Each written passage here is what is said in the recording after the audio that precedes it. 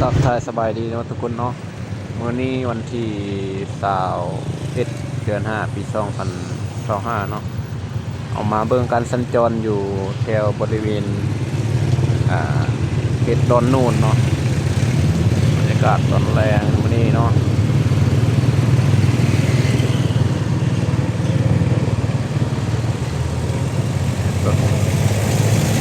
รถก็เด็ดน้อยนึงเนาะมื้อนี้เนาะสัญจรในทางมันก็จะได้ยกระดับแล้วเนาะทางยกระดับเดินผ่อนเนาะไปมาสะดวกสบายมากเลยเนาะ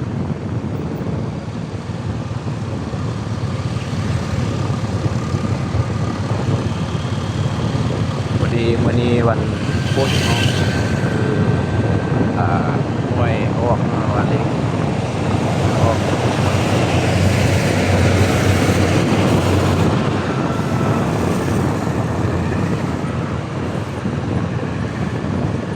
บรรยากาศมื้อนี้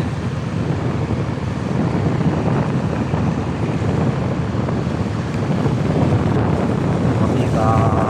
โค้งๆเนาะไป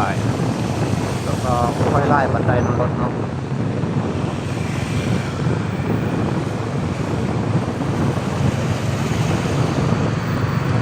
แต่ว่ามันใกล้โมงเลิกเรียนเนาะ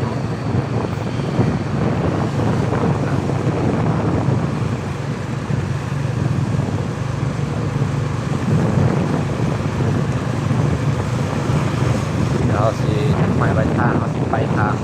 นะครับทางสุขุมเนาะเรียบครับทางเนาะ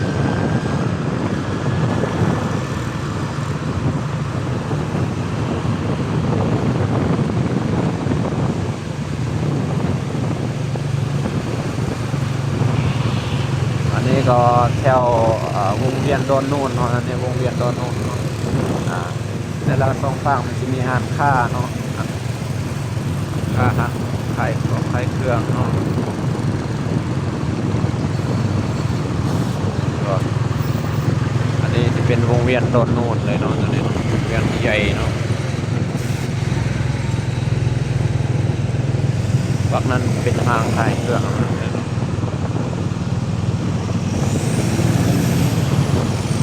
อันนี้เป็นเส้นทางเลข13ใต้เนาะตัวนี้เนาะเส้นทางไปใต้มันเนาะตัวนี้เนาะบริเวณสองรองทางวันที่มีการขายเอง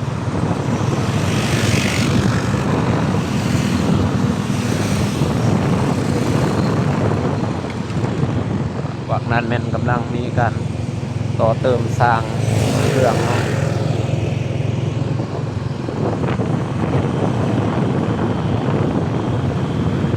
เส้นทางทางใต้นี่ก็โอเคแล้วเนาะเส้นทางทางใต้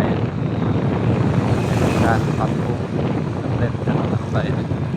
ไปสะดวกสบายแล้วเนาะคนใดมีคุ้มก็จะได้ซ่อมแซมแล้วเนาะ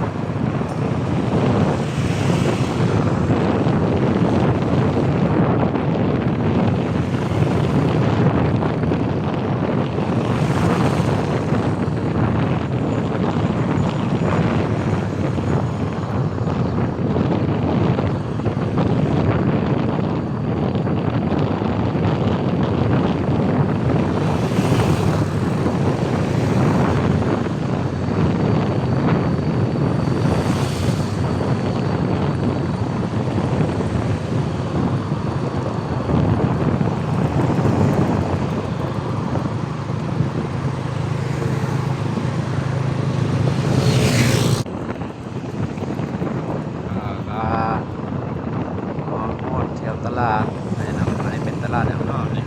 ยอดไป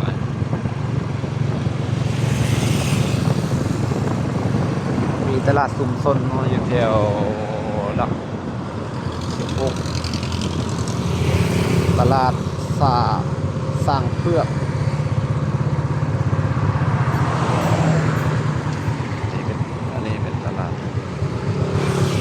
อันนี้เป็นตลาดสร้างเพือกเนาะ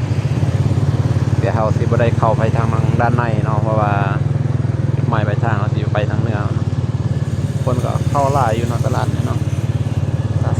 ตลาดชุมชนเนาะ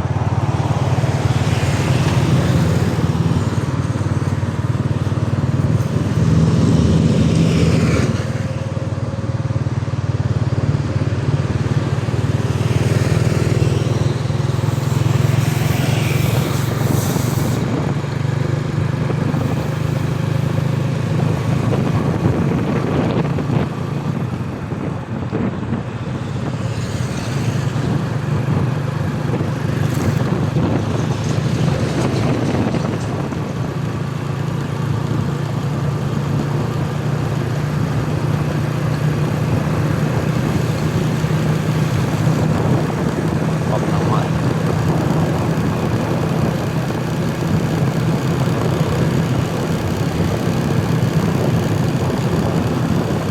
เส้นทางทางใต้เนี่ยว่ารถบ่ค่อยไล่ปานใดเนาะเพราะว่ามันทางบ้านนอกนะเนาะ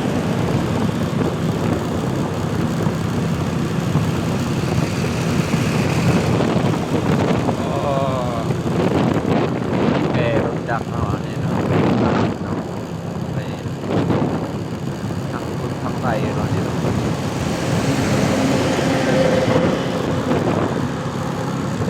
เขาสิจบคลิปเพียงเท่านี้เนาะขอบใจทุกคนที่ครับฝากครับลมเนาะถ้าได้ยังมีคนไทยที่อยากให้เขาคลิปเธอนำเสนอก็คอมเมนต์มาได้เนาะ